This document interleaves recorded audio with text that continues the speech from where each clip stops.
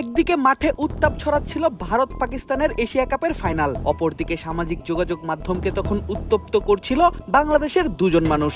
একজন বাংলাদেশ ক্রিকেটের ইতিহাসের সেরা অলরাউন্ডার সাকিব আল হাসান, আরেকজন অন্তর্বর্তীকালীন সরকারের যুব ও ক্রীড়া উপদেষ্টা আসিফ মাহমুদ সজীব ভুইয়া। স্ট্যাটাস পাল্টা স্ট্যাটাসে শুরু হয়েছিল যে স্নায়ু যুদ্ধ, তা চলমান এখনো। বিশেষ করে গতকাল রাতের পর 29 সেপ্টেম্বর বিকেলে ক্রীড়া উপদেষ্টার নতুন স্ট্যাটাস এই টপিককে সামনে নিয়ে আসে আবারও নতুন করে।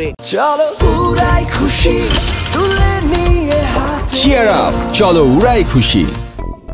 গল্পের শুরুটা সাকিবের হাত ধরেই। হঠাৎ নিজের ভেরিফাইড ফেসবুক পেজে একটি ছবি শেয়ার করেন সাকিব। সেই ছবিতে দেখা যায় ছাত্র জনতার আন্দোলনের মুখে ক্ষমতাচ্যুত সাবেক প্রধানমন্ত্রী শেখ হাসিনার সঙ্গে দাঁড়িয়ে আছেন সাকিব। ছবির ক্যাপশনে লেখা শুভ জন্মদিন আপা। তার কিছুক্ষণ পরেই যুব ও ক্রীড়া উপদেষ্টা আসিফ মাহমুদ সজীব ভুইয়া স্ট্যাটাস দেন নিজের ফেসবুক টাইমলাইনে। তিনি লিখেন, একজনকে পুনর্বাসন না করায় সহস্র গালি দিয়েছেন আপনারা আমাকে, but I was right, end of the discussion. Asif মাহমুদের লেখাটি যে সাকিবকে নিয়ে তা বুঝে নিতে অসুবিধা হয়নি ক্রিকেট অনুরাগীদের।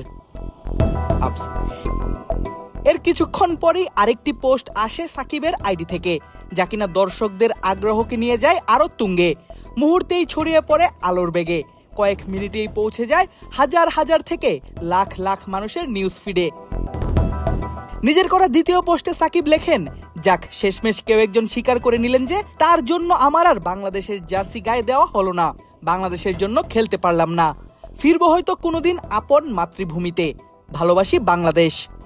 আর সাকিবের দেয়া সেই স্ট্যাটাসের প্রায় 18 ঘন্টা পর আসিফ মাহমুদ আবারও দেন নতুন আরেকটি পোস্ট, যেখানে তিনি তুলে ধরেন অন্য একজনের বক্তব্য।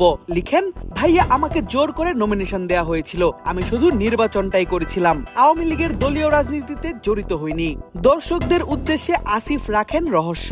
ক্রীড়া উপদেষ্টা আরো যোগ করেন, যার হাত ছাত্র জনতার রক্তে রঞ্জিত তাকে বাংলাদেশের পতাকা বহন করতে দেওয়ার প্রশ্নই উঠে না। বোর্ডের কর্তারা একাধিকবার রাজনৈতিক অবস্থান পরিষ্কার করতে বললেও তা না করে বরং খুনিদের এন্ডোর্স করা ছাড়াও শেয়ার মার্কেট কেলেঙ্কারি, মানি লন্ডারিং, ফাইন্যান্সিয়াল ফ্রড করা কাউকে কেন শুধু ভালো ক্রিকেটার বলেই পুনর্বাসন করতে হবে? আইন সবার জন্য সমান, ফেস ইট।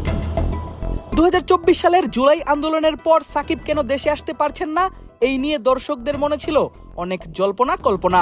আসিফ মাহমুদের স্ট্যাটাসের উত্তরে দেয়া সাকিবের পাল্টা স্ট্যাটাস দেখে সকলেই বুঝে গেছেন পর্দার অন্তরালে কি ঘটেছিল।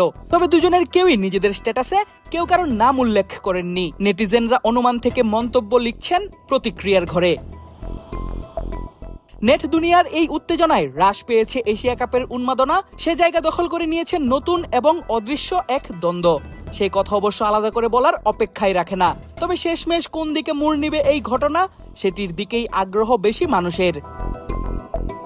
আদিব আশরাফ, ক্রিক ফ্রেন্জি।